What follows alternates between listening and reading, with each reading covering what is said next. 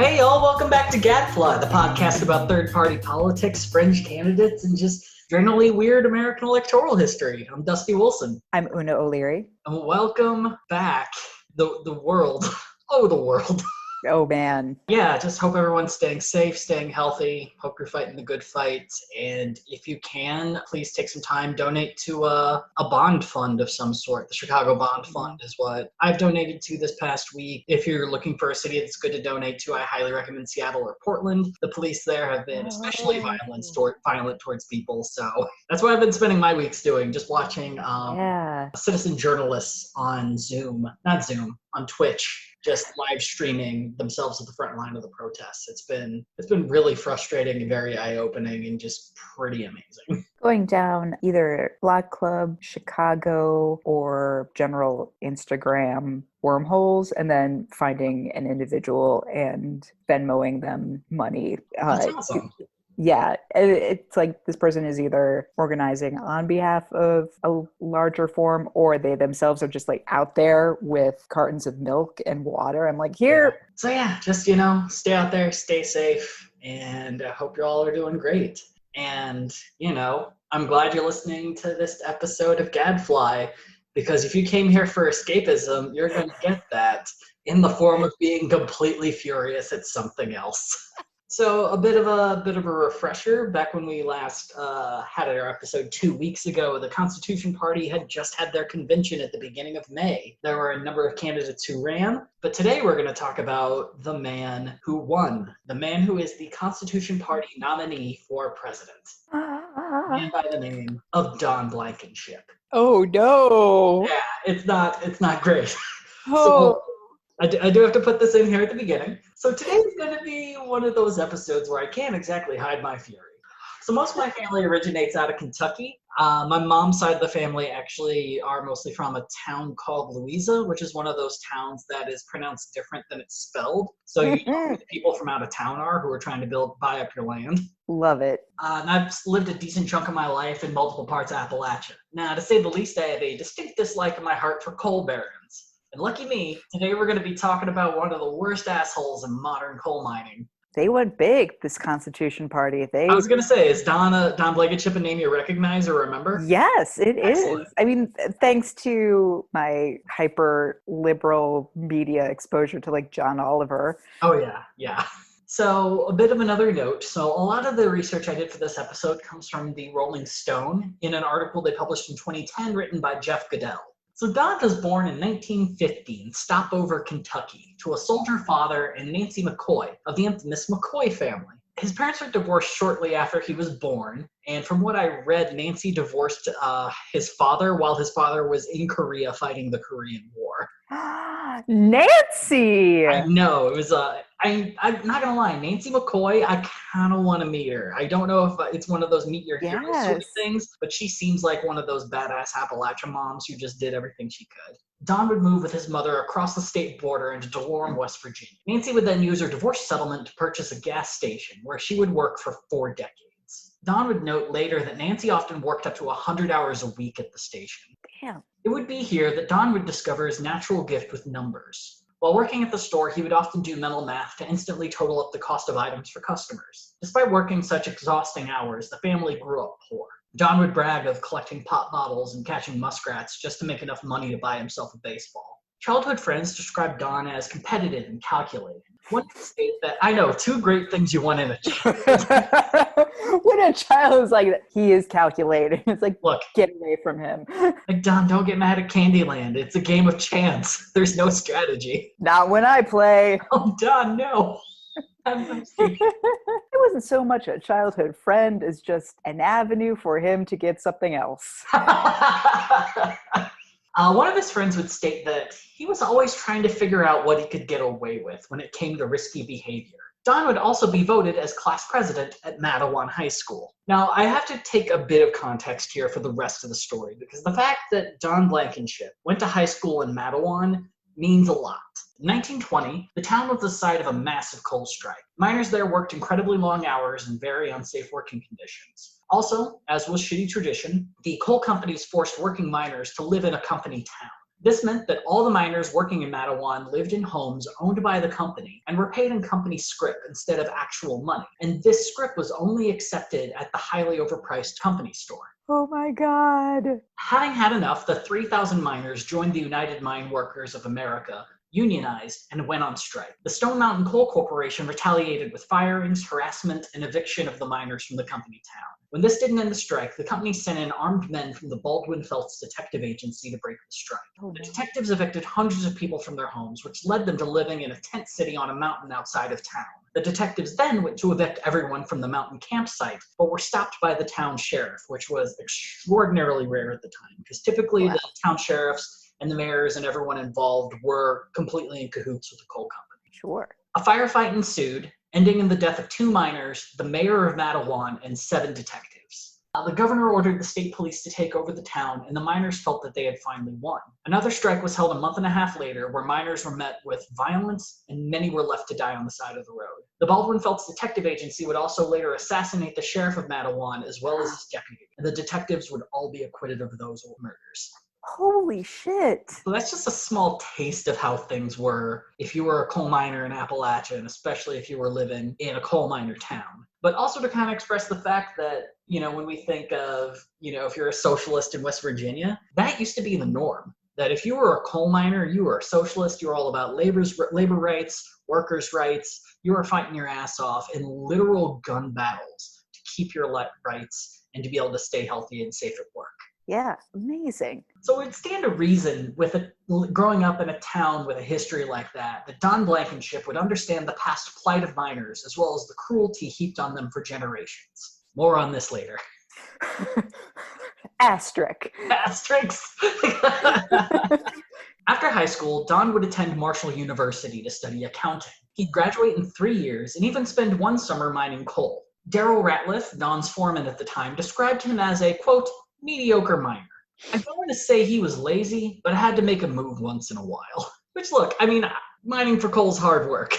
Any of us would probably have a hard time doing that. Just like, I won't call him lazy, but I don't have my thesaurus on. So Don's first job out of college would be working for Keebler in Macon, Georgia, as an accountant.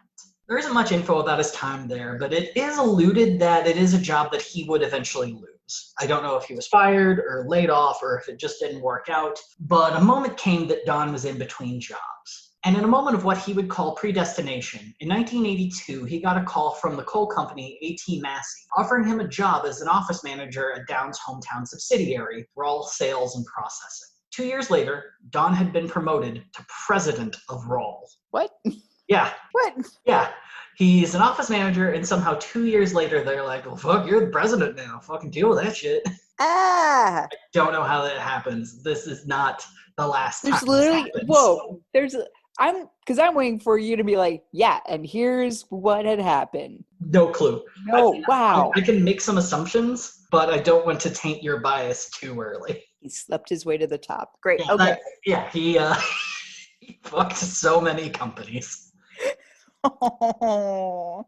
So Don's first test came when Massey made the decision in 1984 to split every one of their mines into separate companies, which gave them the opportunity to reopen all of them as non-union mines. What a dick move. It's the first of many. The United Mine Workers justifiably lost their shit, and everyone mining for Massey went on strike. Now, keeping in mind where Don had come from, this following quote becomes all the more frustrating. In the midst of the strike, Don was interviewed for a documentary and was quoted as saying, unions, communities, people, everybody's gonna have to learn to accept the United States, you have a capitalist society. And that capitalism, from a business standpoint, is survival of the most productive.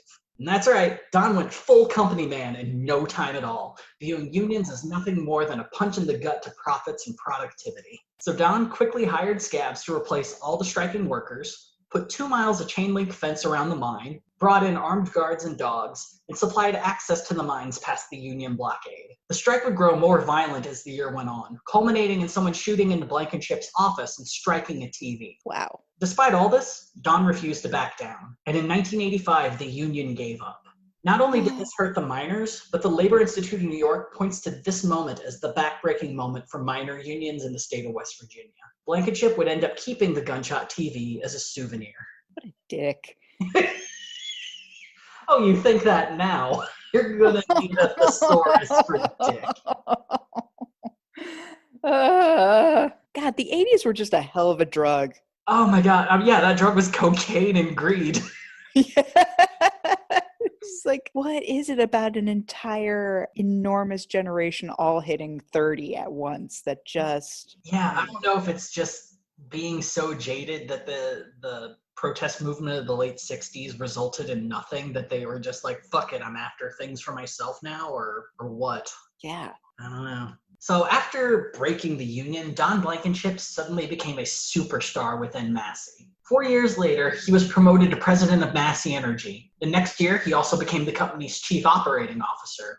And in 1992, he became the president of the entire AT Massey operation. Don was the first person not a member of the Massey family to lead the company, and it only took him 10 years. He was just like an accountant who got fired. Yeah, I mean, maybe. And then fell up. Yeah, Okay. He went from an unemployed accountant, and then a decade later, he is the president of a coal company. The first big change that Don had for Massey was to reduce the cost of mining. So inherently, it is incredibly expensive to mine. You need to dig. You need to build supports. You need to bring in parts and build massive pieces of equipment inside the shafts because the equipment is too big to move down there to begin with.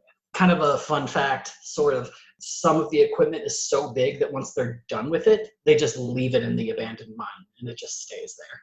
Oh, man. And it's equipment that costs like millions of dollars. Oh, boy. Okay. Yeah. And not to mention the insurance needed to pay for one of the most dangerous jobs in the country. But there is actually a cheaper option called mountaintop removal mining. So instead of digging into the mountain to get the coal, you tear the mountain apart from the top down and grab the coal as you find it. It is a much cheaper process, but it is also absolutely devastating to the environment. Yeah, I feel like devastating doesn't even begin to get at the heart of how environmentally terrible it is. So not only does it lead to the complete annihilation of a whole mountain, but also the forest and ecosystems that exist on it, and leads to heavy metal contamination of streams and rivers that exist within the mountain's watershed. Because typically, that's how rivers start, from trickles on the mountains, Jesus rivers Christ. in the valleys. A study published in 2011 by the Journal of Community Health found that the rate of cancer is twice as high in communities that exist downstream from mountaintop removal mining sites. And, of course, mountaintop removal mining is still a very legal practice. I mean, why not just throw some Agent Orange in there, too, while you're at it? Like, just go... I mean, it would make the coal probably more flammable. Jesus. I wouldn't go giving them any ideas at this point. After reducing the cost of mining coal, Don went about step 2, buying out the local competition. West Virginia lawyer Bruce Stanley called Don a master at recognizing and taking advantage of distressed assets.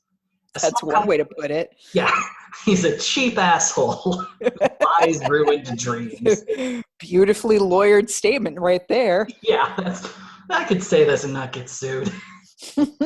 As small companies began to flounder in the 90s, Don made a habit of buying them out as cheaply as possible. What if someone didn't want to sell? Well, the example that Rolling Stone used for this involved Don's desire to buy out Harmon Mining. You see, Harmon, while small and only 10 years old, was producing a more expensive kind of coal that is used when making steel. And by God, Don wanted it. But Hugh Caperton, president of Harmon Mining, had no interest in selling. Don reacted calmly and began writing an intricate plan of pure rat fuckery. First, Don went and bought the company that processed Harmon Mining's coal and immediately blacklisted any coal that came from Harmon for processing. Don then offered to buy out Harmon. The companies entered into some negotiations, which Don used to buy up coal reserves around the Harmon mines. This made it impossible for Harmon to grow outward and became even less valuable to other possible buyers. After this, Harmon was driven into bankruptcy, and Don bought the company for next to nothing. Jesus Christ. Weirdly enough, Don would visit Hugh Caperton one last time, and I have to quote verbatim from the Rolling Stone article to get across how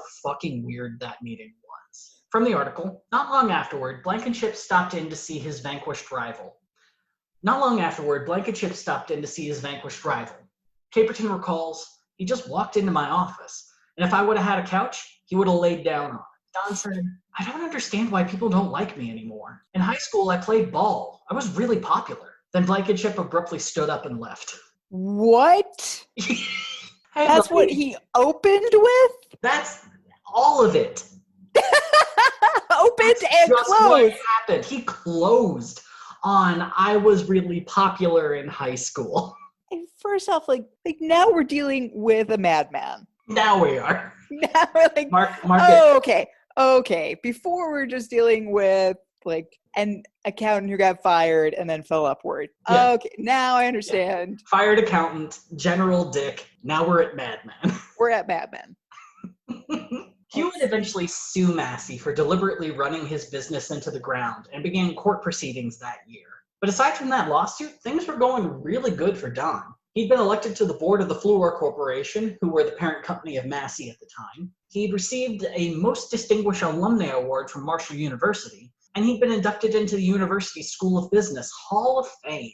Ooh. I know, we all desperately want to end up into our undergrads Business Hall of Fame, something that I don't know exists where we went. I Like, if Ohio University has a Business Hall of Fame, I'm going to encourage them to retire it. pretty sure there's got to be some. I think there are econ classes, but I think it was like unless Econ class Hall of Fame. yeah, like great, you learned a new way to turn solar energy into power for orphans. Like that's what would gather. I would love to see the Oberlin Business School.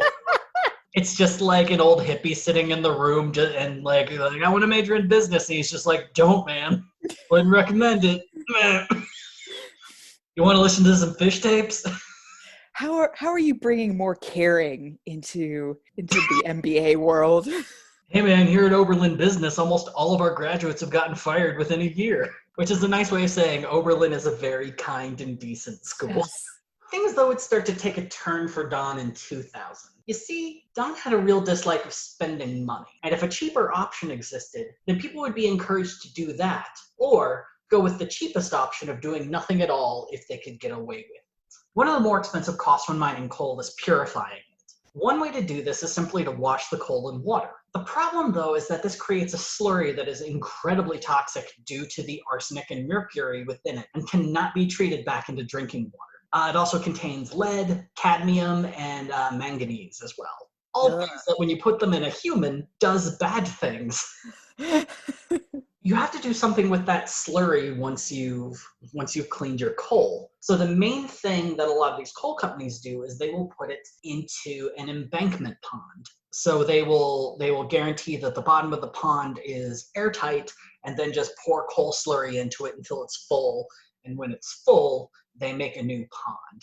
I hate all of this, and I'm sure that whatever protection they're using at the bottom of this pond is about as good as like a 16-year-old who's trying to get his dick wet. So I can't wait to see where this ends, is what I'm saying, Dusty. You know, it's funny you say that because just the tip can ruin your life. Oh, Lord. So on October 11th, in the year 2000, an embankment pond owned by Massey in Martin County, Kentucky, broke. What they had done is they had built this pond over top an abandoned mine shaft, and the bottom of the pond collapsed into it. Was that abandoned mine shaft also on top of an Indian burial ground too? Like, how much worse can we make this? Well, this ended up unleashing 306 million gallons of coal slurry, and it ended up finding its way into Wolf Creek and Coldwater Fork, tributaries of Tug Fork, the large river that separates Kentucky from West Virginia. Oh my God. To give an idea on how big of an environmental disaster this was, the spill was 30 times larger than the Exxon Valdez oil spill. Oh my God.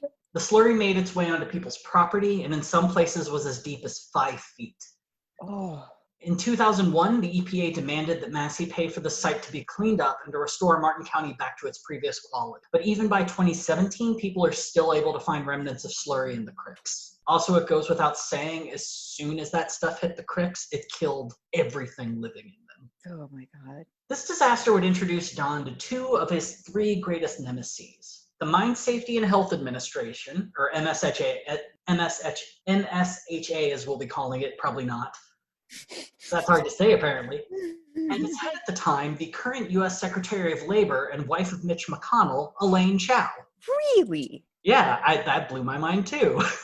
So the MSHA began an investigation, but it would eventually be cut short by the Bush administration for fear that it would hurt coal companies at the time, and they were trying to make a really big push for coal. So the result for spilling 306 million gallons of coal slurry into the rivers was having to pay a fine of $5,600. I mean, I'm going to be sick, not as sick as the residents of this environmental disaster. Yeah. When I was an undergrad at High University, one of the last classes I took was a class called Appalachian Film and Lit. And one of the documentaries we watched in it was called Sludge, which was about the Martin County slurry spill. And it looked so disgusting. But one of the crazier things is the documentarian had to sneak past police just to be able to get footage of it. I was gonna say, because so this was like 2000, 2001 that this happened? 2000, yeah, let me look this up. Yeah, it was 2002, or 2000, it was 2000. Yeah, I remember none of this. Well, yeah, I mean, that's kind of one of the sad things too, is like, I know we're dealing with a lot of stuff right now too, but I mean, I got my bias towards Appalachia, and when bad stuff happens to Appalachia, you really don't hear about it. And especially when it comes to this, because the coal companies they're very insulated, because on one hand, you could get this news out there and it ruins the coal company, but that happens. The coal companies have essentially made it that if they go away, then every job in the area is gone. Or you could speak up and be a whistleblower and immediately lose your job and have your entire family lose their jobs. And it's just the retribution for whistleblowers is pretty enormous. It's the Milltown setup essentially all over 100%. Again, but maybe with less like Confederate paper money and and certainly no unions. Yep. It would eventually become clear, though, that this wasn't the only shoddy storage of coal slurry under Don Blankenship's leadership. Rolling Stone interviewed a resident of Lick Creek, West Virginia, named David Joe Mullet, who spoke on the water quality of his family home near the mine run by Roll in the 1980s. Mullet remembers filling up a glass of water at the kitchen sink and seeing black stuff floating in it. Sometimes it smelled of rotten eggs, sometimes it had a rainbow on top. Now, a bit of knowledge for all the city folk who are listening to this podcast. In the country, most everyone doesn't get their water from a main or a line, but from a ground well. And so essentially, everyone's just kind of digging in. You find a water aquifer under your home, and that's where you're getting your water as long as you live there. And if it runs out, you got to find a new aquifer or try to figure out a way to get a line out to your house. So David Joe would eventually begin to grow sicker and sicker. In high school, he would end up with rashes and have severe diarrhea. And in the year 2000, when he was, I would estimating somewhere between 50 and 20, his kidney failed. Holy shit. He would spend 3 years on dialysis until he got a kidney transplant. And he's not alone.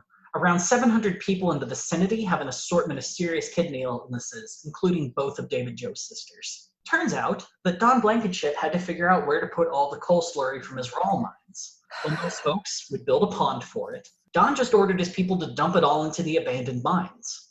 Oh my God. And by all, I mean 1.4 billion gallons of it. Where it just leached into the ground. Mm-hmm.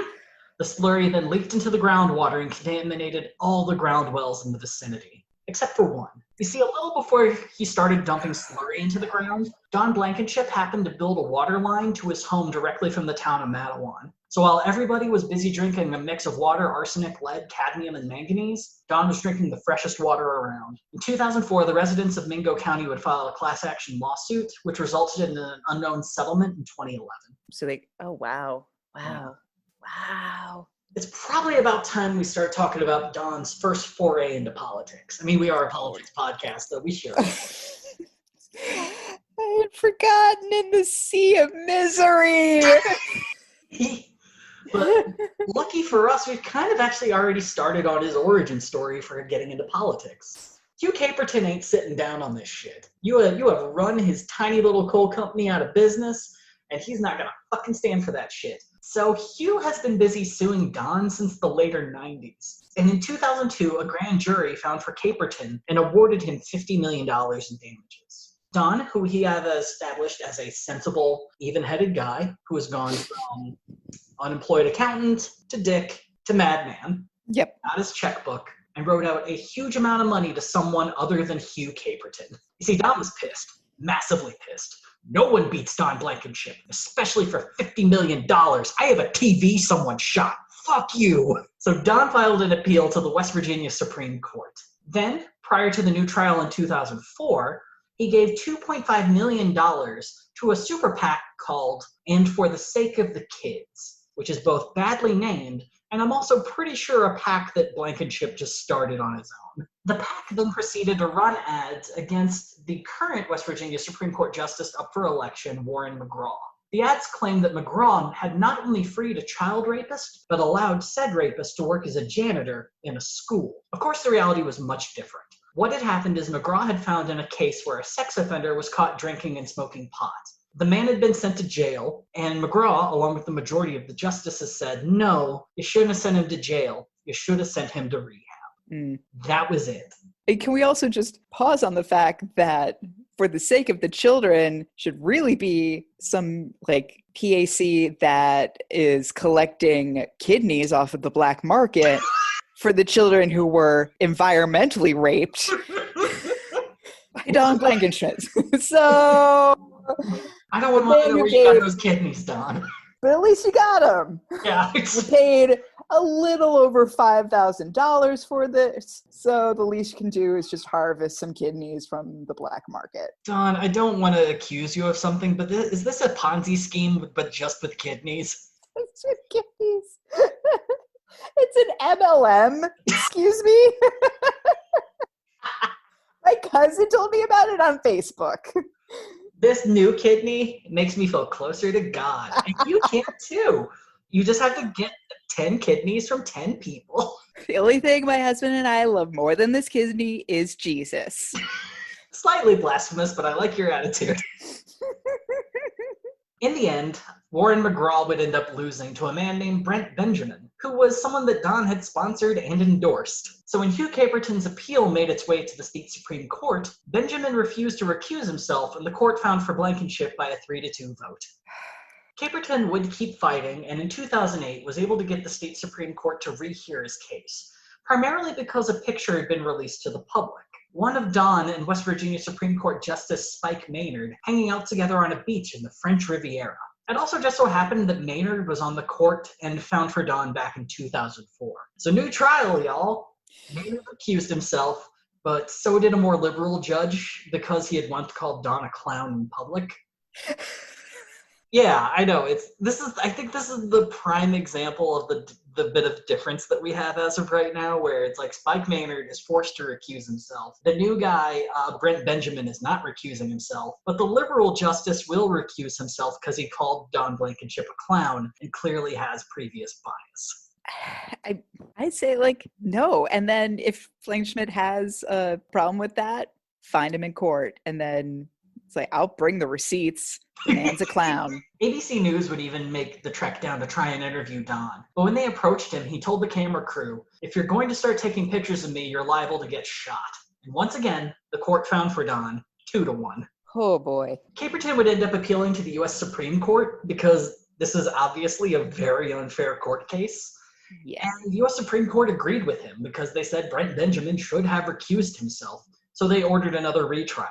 On the third time around, in 2009, the West Virginia Supreme Court found they actually didn't have any right to find for the case one way or another, so lulz. Oh my God, this is just a fiefdom at this point. Yeah.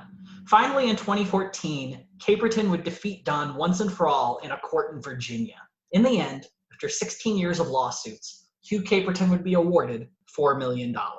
That's it? Yep. Probably pennies of what he's worth. Someone made a point that at the time for Don Blankenship, he paid $2.5 million to save $47 million. I'm so angry. Well, let's get away from Don screwing just one man and get back to screwing whole communities.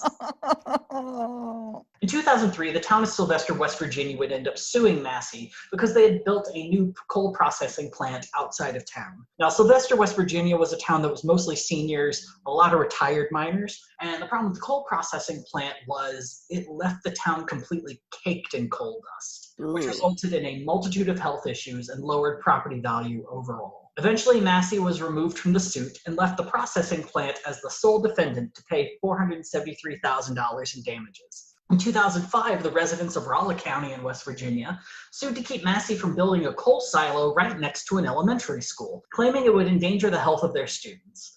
2009, the West Virginia Supreme Court found for Massey and the silo was built.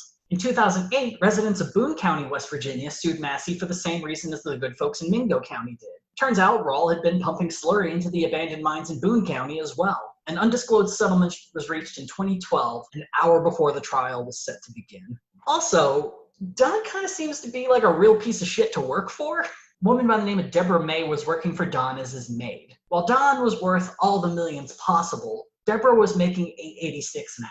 Her list of duties included cleaning Don's 3-story house, shopping for him, doing his laundry, as well as cleaning Don's bus, 2 cabins, and a mansion of Don's in Kentucky. To be fair, he did give her one raise of an extra 30 cents an hour. Barf. The final straw came when Don told May that she would now have to take care of his German police dog. She quit and filed for unemployment, claiming that she was forced to leave the job. The state denied her claim, but the courts reversed that once they found out the reasons as to why she really quit. Turns out, behind Don's boring fucking voice is a furious temper. He had, quote, furiously grabbed her, threw food at her for getting the wrong fast food order, and tore a tie rack out of his closet for her not setting a hanger out for his coat. The court stated, this shocking conduct was reminiscent of slavery and is an affront to common decency. Wow. I'm actually pretty impressed with the court right now. I mean, I think it was a circuit court, so it's probably different folks. Speaking of affronts to common decency, it's time to get into how Don has hurt his own minors. I thought you were going to say his mother, which also like this No, woman. you do not hurt Nancy McCoy. That's just it. It's like part of me is also like, has he made good, like, did he buy her a nice house? Is she still working that gas pump? I don't know. I'm from what I read, the gas station is gone due to flooding and also just the town completely falling apart. When she had founded the gas station, a railroad was still coming through the town. Oh. And eventually, railroads died, which, I got opinions on that. But yeah, it's eventually the business got flooded, had to close down. So yeah, I hope he got her something. I can't read any evidence that he did, but I can also see him being a total piece of shit and not taking care of his mama. Yeah, be like, I got you a job in the coal mines. That's So we've already covered how Don's a union buster. But did you know he also doesn't seem to give a shit about safety? Yes, Dusty, at this point, I think I did know. So it probably doesn't help that safety and regulations, while keeping people safe, tend to cost money. And money not spent on getting coal out of the ground, to Don, seems to be a waste. While you can get away with ditching safety for a little while, ignoring it permanently has a habit of biting your workers on the ass, and then usually killing them. Take, for instance, the Arechiga Alma Mine accident. In 2006, the Arechiga Alma Mine in Logan County, West Virginia, had a conveyor belt catch fire. Usually when this happens, miners have a shaft of fresh air that they can escape through and not have to fight through any smoke. However, 2 18 by 6 foot walls designed to separate fresh air and any smoke were missing and led to the smoke from the conveyor fire to enter the fresh air passage. It was also found that the conveyor belt had been improperly maintained and that the mine had accrued more than 90 safety violations the previous year. Oh my God. Most of the miners were able to escape by forming a chain of hands and leading each other out. The 2 men, Ellery Elvis Hatfield and Don Bragg, had gotten separated from the group and died of smoke inhalation.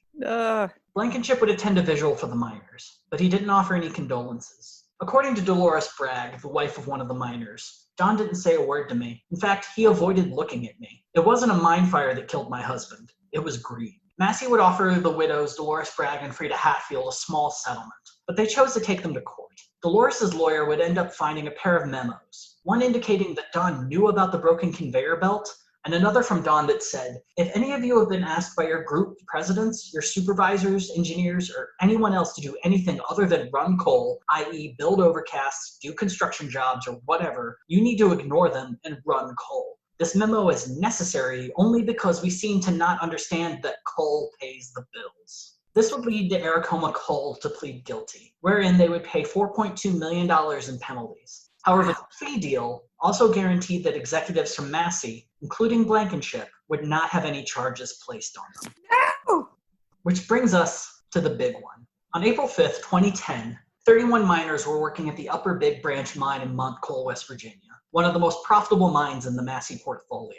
The quality of coal there was apparently extraordinarily high, and the seam that was there was 6 feet deep, which at the time when most of the mines were just completely out or you're kind of digging right at the bottom was a humongous find. Cadillac of coal, got it. So a machine called an Anderton shearer loader was working on a seam of the mine. And essentially what this thing does is it's like a long flatbed with these 2 circular drills on both ends. Oh, okay. Bits on them. So this thing would be on a track, and it would go down one direction across the long wall of coal, shearing off the coal, while in the middle it would collect the coal up that it was shearing off. And it would just do this going back and forth across the coal wall. That's amazing, because I'm pretty sure I have seen something like that in cartoons. Yeah. And now I know that it really exists. Yeah, honestly, it's a pretty clever piece of machinery.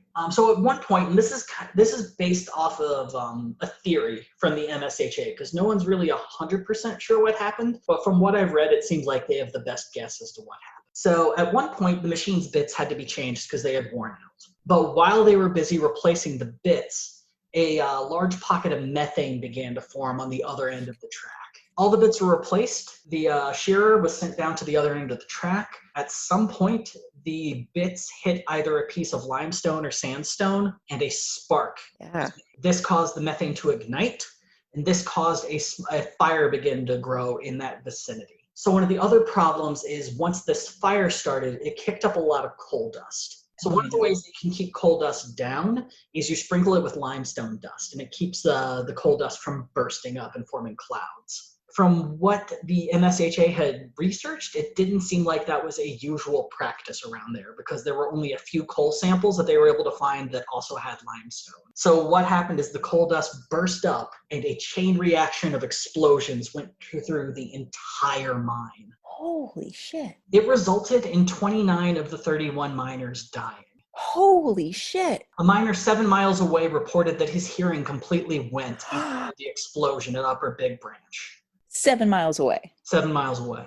It had been the worst mining accident in America since 1970. Sadly, investigators already had quite a lot of evidence to work with before stepping foot in the mine. The year prior, Upper Big Branch had more than 500 safety citations from the MSHA, 200 of which were for significant and substantial violations, which the MSHA defines as reasonably likely to result in a reasonably serious injury or illness. They had also demanded mining be shut down at the site 54 times in 2009 and another 7 in the 3 months prior to the disaster in 2010.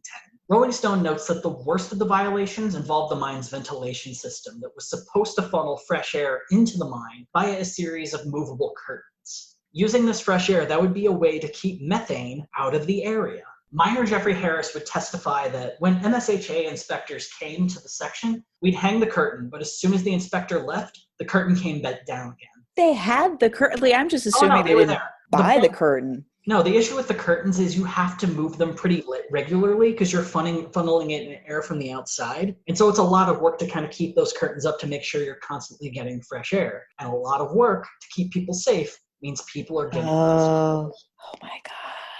He would also state that often in the mine, the air was so thick you could hardly see in front of you. Just like the Arechiga Alma, Blankenship refused to talk to anyone. He let other people speak to the press and ignored distraught families. He would acquiesce to a few interviews where he would claim that safety violations in mines were, quote, unfortunately a normal part of the mining process. Don went on about doing everything he could to place blame on anyone but himself. He hired a big-time PR team and went about accusing the MSHA for conducting a secretive investigation, blaming the MSHA for creating a ventilation plan that caused the explosion, and also claimed that they mined to a seam of natural gas and that the explosion was really an act of God.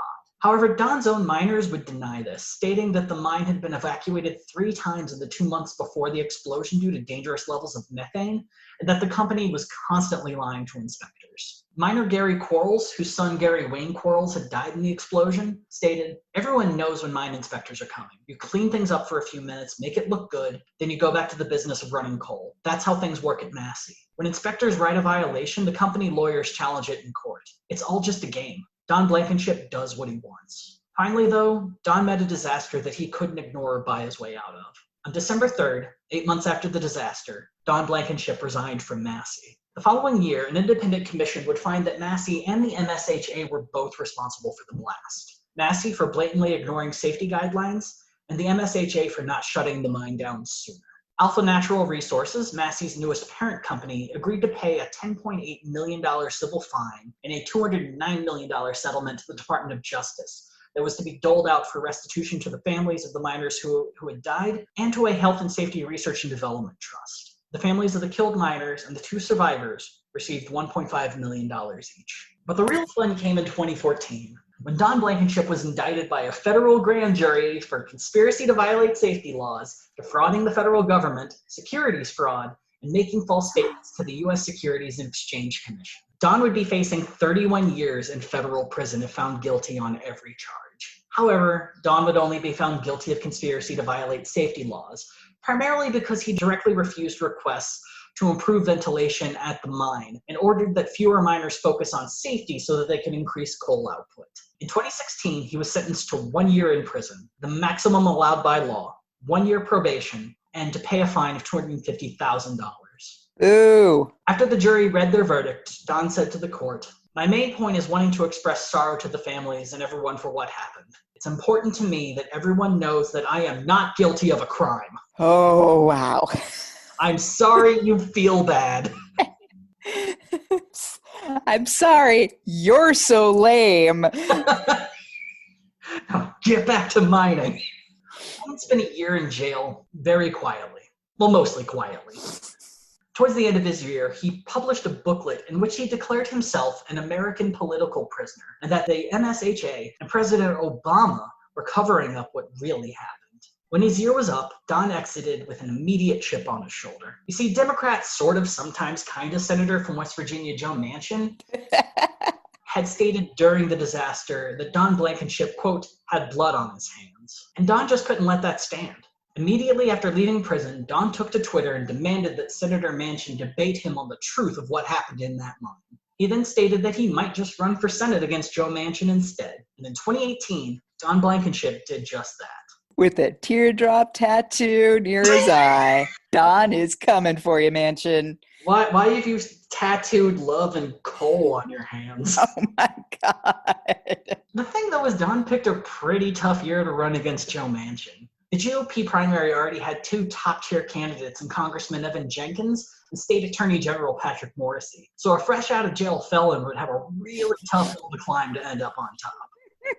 And so this is typically where I would break and talk about Don Blankenship's platform and political beliefs. But the thing is, dude doesn't seem to have any. Not in 2018, not in 2020. His personal website hasn't once held a section for his political platform. Just the occasional essay or statement about some shitty tweet he made. And his campaign, by default, turned into him just stating that the Upper Big Branch disaster was not his fault over and over again. In his first ad for his Senate run, he referred to the disaster as Obama's deadliest cover-up and implicated that Manchin and MSHA were a part of it too. Following this, he would make statements supporting Trump's proposed border wall while claiming that a border wall and ending sanctuary cities would end drug trafficking, and implore that he was Trumpier than Trump. I want to jump in right now and also explain that your retelling of what his sort of platform maybe is so much more engaging than the man actually, because this is like what I remember is I think John Oliver had a clip and he had all the charisma of limp celery. Yeah, that's Don. That's 100% Don. It was amazing in its lack of any sort of amazement. So bizarrely enough, this tactic seemed to be working. By March of 2018, polls done by Morrisey and Jenkins's campaign had Don polling well enough for a very close second place. With one, he was within 1% of winning, and with another, he was within 2%. Shit. But Don would make one fatal step that derailed his entire campaign. In April, Blankenship began a beef with Senate Majority Leader Mitch McConnell. You see, McConnell wasn't much of a fan of the upcoming felon, and he believed that Don would easily lose to Joe Manchin in a seat that the GOP were trying really, really hard to win. Mitch launched the Mountain Family Super PAC and spent $1.3 million in TV ads specifically against Don, which accurately claimed that he was both a convicted criminal and lived a lavish lifestyle while ignoring mine safety laws. I hate to say it, not wrong, Mitch. Yeah. You got one. So you are capable of telling the truth. Oh. Just choose not to. You don't burn up like it's holy water. So not one to back down, Don released a campaign ad of his own, entitled Ditch Mitch. Hi, I'm Don Blankenship, candidate for U.S. Senate, and I approve this message. Swamp Captain Mitch McConnell has created millions of jobs for China people. While doing so, Mitch has gotten rich. In fact, his China family has given him tens of millions of dollars. Mitch's swamp people are now running false negative ads against me. They are also childishly calling me despicable and mentally ill. The war to drain the swamp and create jobs for West Virginia people has begun. I will beat Joe Manchin and ditch Cocaine Mitch for the sake of the kids. Yes! I am such a fan of jump cut. Oh my God, please have emotion. Just do something. Oh my God. Oh my God, the man is so dead inside. I mean, the Rolling Stone article did describe him as having black, lifeless eyes. Like coal. Oh, fuck off.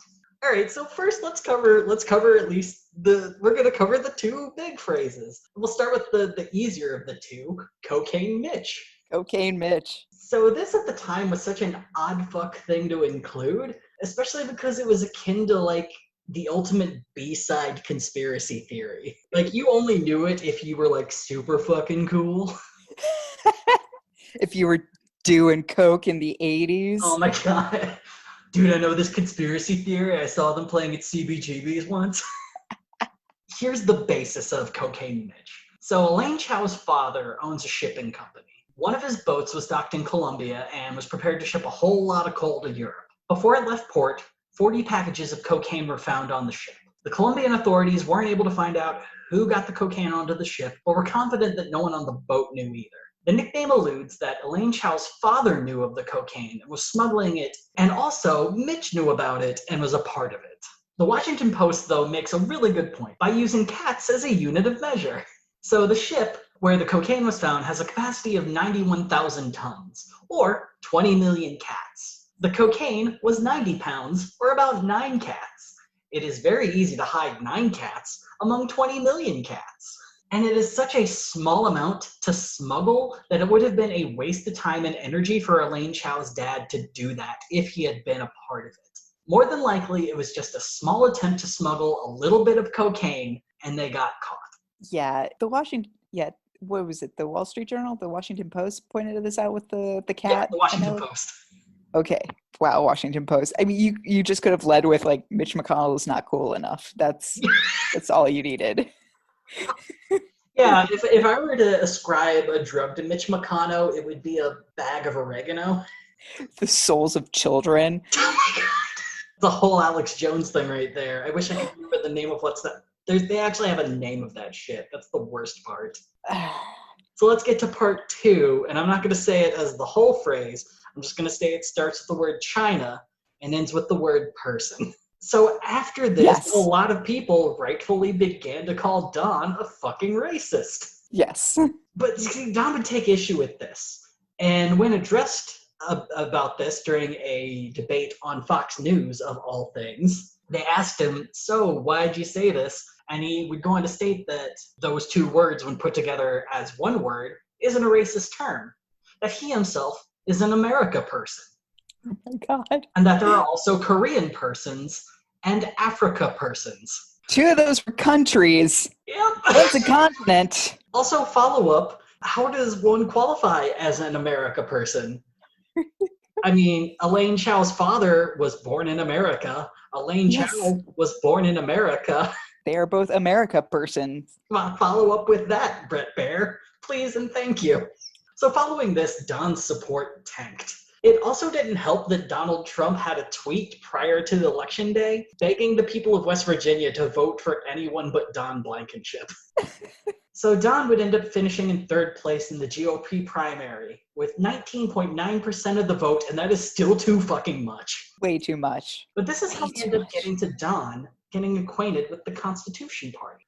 It seems his desire to beat his enemies was so strong that Don accepted their nomination to run for Senate in West Virginia. One problem, though, is that the state has something called a sore loser law. This states that if you lose a major party primary, you can't just turn around and run for a third party or as an independent in the general election. Yeah, sit your ass down. Don stated, essentially, the Republican Party can now slander a candidate throughout the primary, effectively denying that candidate an equal opportunity to win the nomination, and simultaneously pass a law in the middle of an election cycle which prohibits the slandered person from being on the general election ballot. Now that I've read that, I am giving it too much energy. I'll read it again. Please. Too much for the kids. Zoom picture in and out, just so I get the full effect. So once again, Don went and said something fuck stupid, because the West Virginia sore loser law, it's been on the books for nearly 100 years. He was probably alluding to an amendment to the law that happened in March of that year, but the amendment just states that if you're a member of one party, you can't run for another party even if they nominate. Yeah, no, that you're giving him way too much credit. He is lying and dumb. That's He's good with numbers. Not even just lying and dumb. Which brings us to 2020. Don is the presidential nominee for the Constitution Party. He still doesn't have a clear platform on his website, aside from the occasional anti-China essay. His Twitter shares that he's still against sanctuary cities, is somewhat anti-Trump, mostly when it came to eviction's not the word, when you kick out a president. Impeachment. Impeachment, that's the word. I should have never forgot. Ugh. But he refers to Trump as America's paper tiger when it comes to him attacking China. He still hates the media, and goddamn it, he did not cause the Upper Big Branch disaster. He even went as far as to write a book called Obama's Deadliest Cover-Up. They all have blood on their hands, which directly blames Obama and Biden for the explosion. Wait, hold on. Hold on. Is the title Obama's Greatest Cover-Up, Yes. They all have... Yes. It has one review. It is a 5-star review from a man who also took time to give a pair of khakis a 4.5-star review. And the name is Blankenship. That blonde guy used to be really popular in high school. I don't know what happened. Also, yeah, if you go to his Twitter, I would say, and I wanted to do the math on this, but I ran out of time. But since the beginning of the year, about 70 to 80% of it is him constantly saying he is not at fault for the Upper Big Branch mine disaster. He barely takes time to even mention that he's running for president. Amazing. And this is the guy that the Constitution Party is just like, fuck yeah, him. Charles Kraut has ideas. He's a little more liberal. Fuck that dude. Don fucking Blankenship. I would say the Constitution Party absolutely deserves who they got, except that they're such God botherers and so love the Bible as much as the Constitution. And they have chosen the actual devil to spearhead the party. So I don't know. Like, I'm a little worried for them. And if we remember, one of the key pillars of the Constitution Party is every single one of their nominees need to be people of high quality and impeccable ethics. There's no one more not that. Finally, somehow Don also found time this year to sue all the media. I am not exaggerating. All of them, Katie. He went down to the courthouse and yelled, "All the media, write it down." I want all the media. I didn't drive all the way to Wheeling for you to half-ass this, Becca. So yeah, Don is seeking $12 billion in damages from Fox News, CNN, MSNBC, Breitbart, Tribune Publishing, the Los Angeles Times, the Washington Post, and the Associated Press. I don't believe the case has been thrown out yet. Oh, Jesus. But maybe not. We don't have time. We don't have time for this bullshit. We just don't. Maybe February 2020, but we're in June 2020 right now. It's been 100 years since the beginning of the year. But maybe now that all that's done, maybe he will find time to actually write out a political platform. God help us. Yeah, and that's the Constitution Party nominee, Don Blankenship. Oh my God. I love learning what makes these terrible people click and then remembering that there's a political party there that wants them. Everyone has a home, no matter how terrible you may be. Oh, I forgot this at the top of the show. Oh man, late at the end, we got Rocky news. Oh, Rocky news, yes. Oh man, so as longtime listeners of the podcast know, our favorite person in all of third-party politics is a fellow from San Diego named Rocky De La Fuente. He is running for president this year with the Alliance Party. He tried to run as a Republican, didn't work. But Rocky has gotten a second party endorsement. Turns out that the topic of our last series, the Natural Law Party, the remnants in Michigan have endorsed him as their presidential nominee this year. So Rocky De La Fuente will appear on the Michigan ballot in 2020 as the presidential candidate of the Natural Law Party. Unbelievable. Also, shame on you, Michigan. Stop giving this man more reason to live. Stop it. No, Rocky needs everything. I want him to have everything except the presidency. This is my next question. Like, is he on the Alliance Party member or whatever in other states? In other states, yeah. That's how it works for a lot of places. Yeah, there are candidates who are on different party ballots in different states. It's mostly something that happens with third-party candidates, but it's something that happens a lot in New York, where they have a really kind of fucky multi-party system that's going on that eventually we'll talk about. But, nice. Yeah. But yeah, that's a perfectly legal, cool thing that happens. And, yeah. So legal, so cool. So now that we've talked about good old Don Blankenship, do you think you're gonna be voting for him? Barf. Barf. Don't get your barf on the Scantron, otherwise they might count it. Well, awesome. Well, I hope y'all enjoyed this wonderful dive into the Constitution Party. Hope you learned something. And next time, we're going to be diving into the last convention that happened. That's right, the Libertarians, motherfucker. We're finally getting to the Libertarians. Oh, they got a copy of Atlas Shrugged, and they don't want you to buy it with regulations involved. But I promise, it's going to be a lot less angering than the last two episodes were. So amazing. Hope to see you all next time here on Gadfly. Lots of barks from Laverne the podcast dog. Yay! Laverne loves you all. Yes. And yeah, we'll catch you next time on Gadfly. Gadfly is a production of Avid Serotonin. You can find us on Twitter and Instagram at gadflypod.